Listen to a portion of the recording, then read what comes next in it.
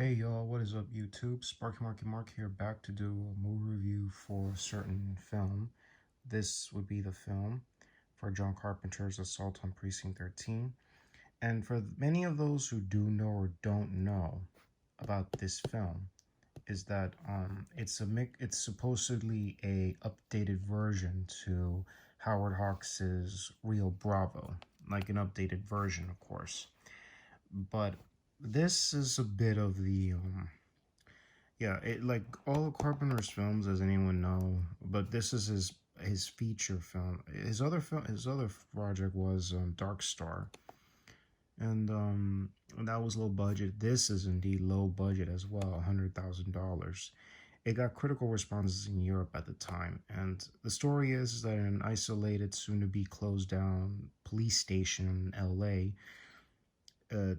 a cop and a secretary and convicts from the city must join forces to defend against a gang called Street Thunder, who have taken blood oath to kill someone trapped inside the precinct. Wow.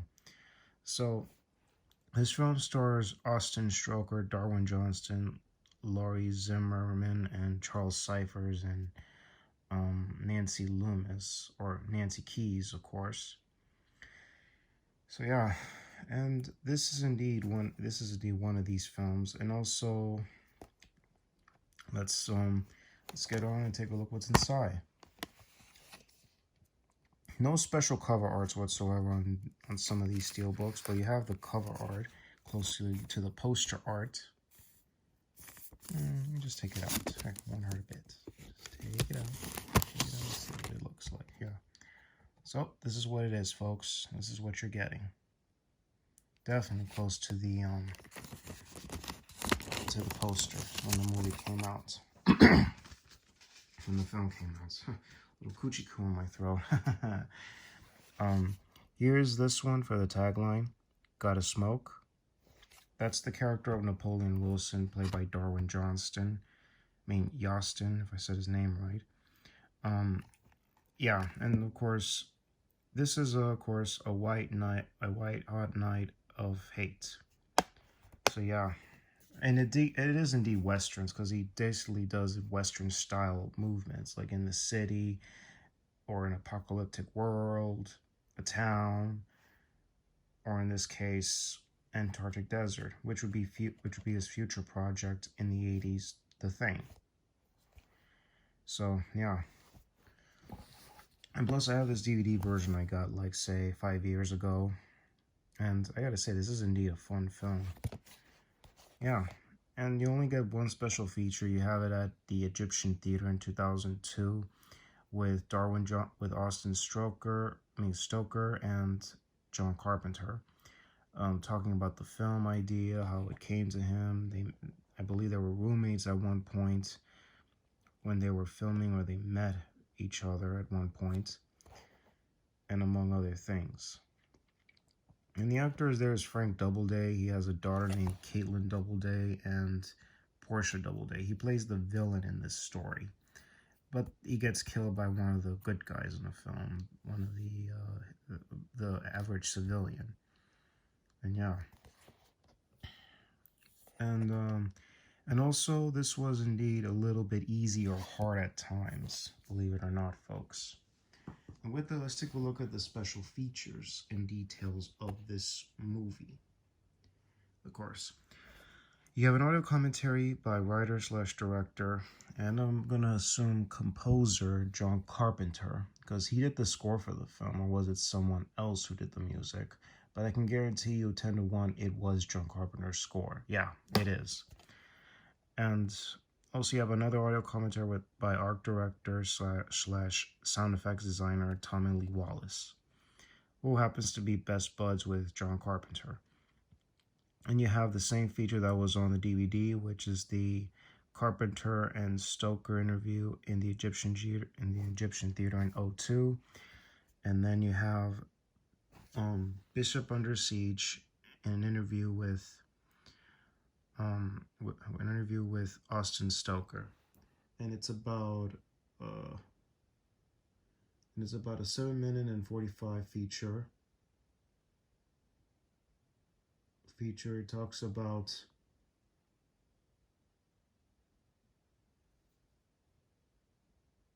the acting. He said he got the acting bug that started at when he was 6, and he was an only child through a good family, nice family, and he played a lot of authority figures,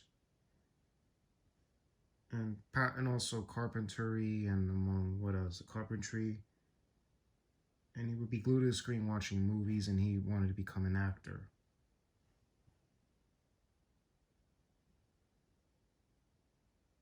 As he grew up, he joined an acting group in theater with no idea that it was just doing a movie or simply doing stage acting.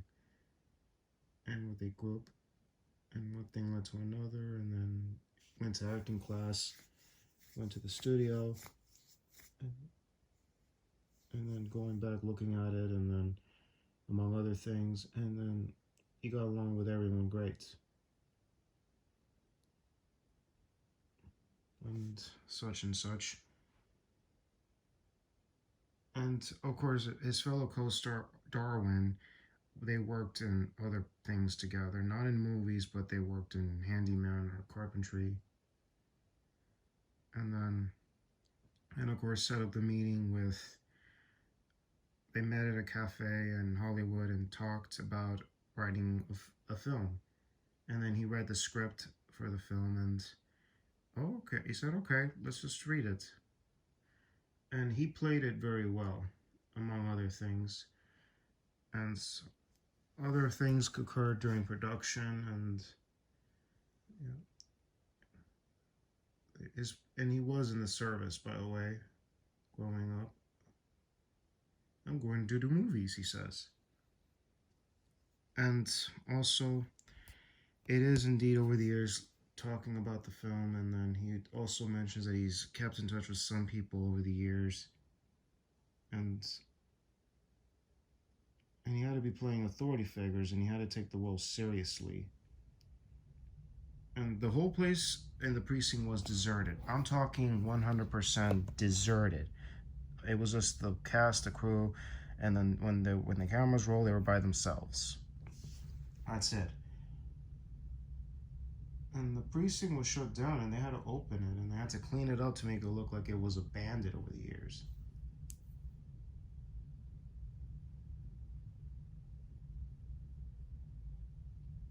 And of course, he had to. And of course, after the film was done, and everyone he kept in touch over the years, Laurie Zimmerman, who plays the secretary in the film, and after the film, she gave up acting, and then suddenly wanted to do other things and became a mother, got married, and have a family. And another actor in the film, played by a guy named Martin, they worked at a workshop or wood shop together with Darwin Johnston. That's how they met.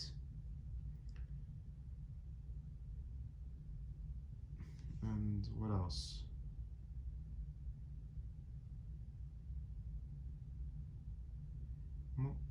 And the challenging scenes, having to send the character of Tony Burton's character to go get the car, get it started. And something was about to happen. And of course, the ending part where Darwin Johnston's character, Napoleon, and the Bishop character, played by Stoker, they were supposed to be an extra scene when they walk out of the precinct to, like, they survive the attack and they, like, save the night or save the day, whatever. They were supposed to be an extra scene, and he would like to speak with the director to do that again, but and all three heroes coming out together with one person a little bit catatonic. And the character Napoleon Wilson isn't going to prison. He saved the day.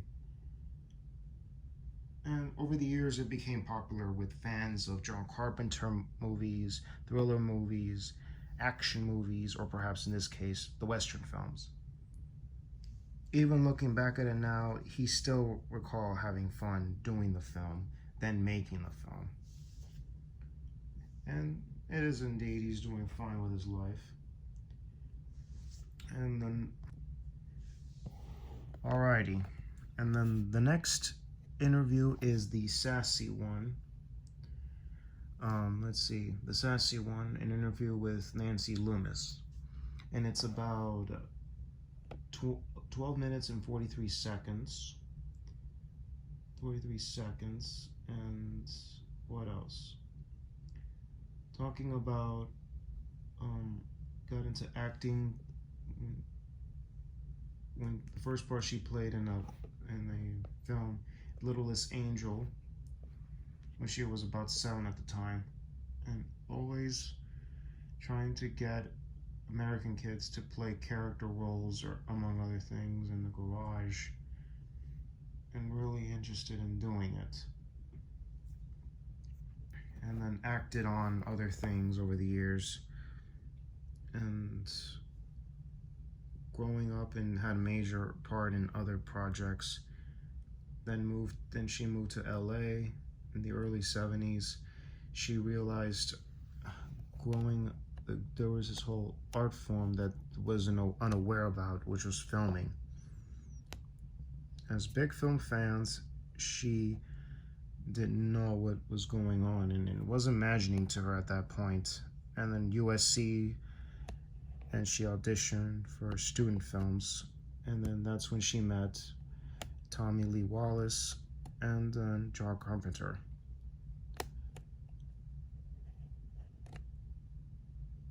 And among other things, and then she got the job playing the role of the secretary of the film. And what else? The original title for Assault on Precinct 13 was the Anderson Alamo. Of course, that was the original title, but then and of course, I believe Carpenter or someone else decided, instead of calling it the Anderson Alamo, what are you trying to do, a redo of the Alamo? No, call it a different name, give it Assault on Precinct 13. That's the title. And he wanted to make a big fiasco film using Panavision cameras, and he wanted a good Monument Valley look transposed to the urban Los Angeles. And the entire concept was really very, very powerful and live, and working in that, alrighty, this is where they are in LA to feel. I mean, that level, it really works. And when he met Carpenter through her future husband, and she was featured in the Tommy Lee Wallace student projects at that time, and ready to work on it. And then what else? Suddenly hardly made much. And this was a 35 millimeter feature project, and that was going to get her into the union, into the industry, get her name at least. And she was petrified, and among other things, and got really comfortable being a wardrobe mistress. And she played the character very well, and it was specifically written for her. And then after the overwhelming success that occurred in Europe for the film, she got the gig for Halloween, and was asking by Deborah Hill for the role of Annie Brackett. And Charles Cyphers was in the film as Sheriff Brackett. And of course, playing the role, and then she was in Halloween 2, then The Fog, and then working with Janet Leigh, Jamie Lee Curtis. She plays the assistant of the mayor of Antonio Bay, played by Janet Leigh, Jamie Lee Curtis's mother. Jamie Lee's in The Fog as well. And then she was in Halloween 2. And then after that, Halloween 3, Season of the Witch, or aka Halloween Season of the Witch.